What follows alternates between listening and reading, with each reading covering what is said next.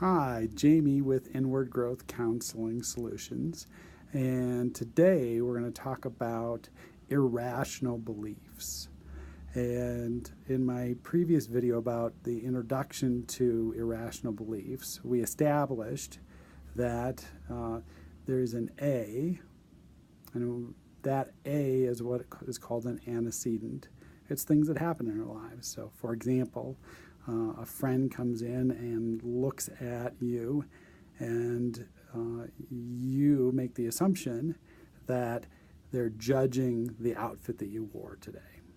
Well, so that's our A, that's what happened. They looked at us and we said, oh, they must be judging us. And then we jump to C, our consequence, and our consequence is a feeling or emotion and a behavior. And so that consequence might be we're angry and really sad that our friend would judge us that way.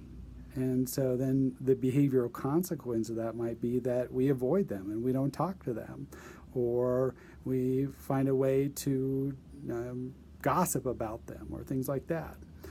And so the thing is, though, is we incorrectly assume that the A leads to the C, and in rational emotive behavior therapy, what we have for you to consider is that there's actually a B in there, and that B is a belief. And Dr. Albert Ellis would sometimes even say that that's a philosophy, a way that we look at things.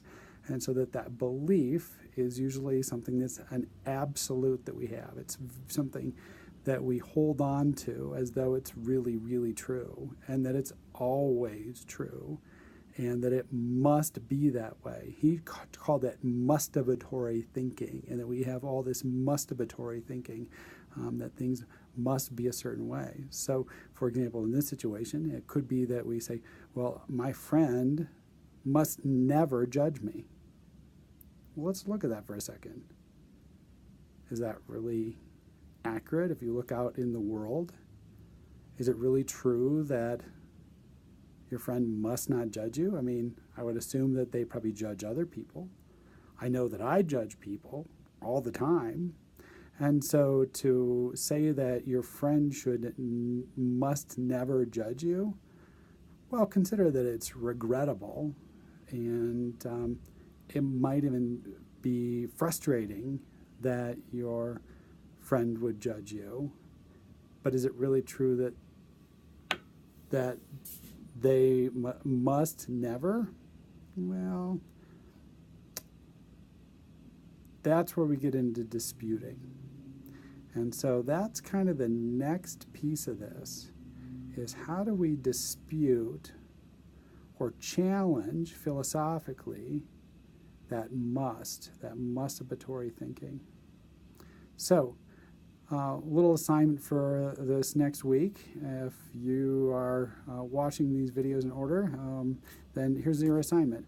Take a look and see what are the musts that you have about life, the shoulds, the have-tos, things that you say just are absolutely must be a certain way. And what's the impact of that thinking on your life? So have a great week, and look forward to providing some more opportunities to engage in this conversation coming up.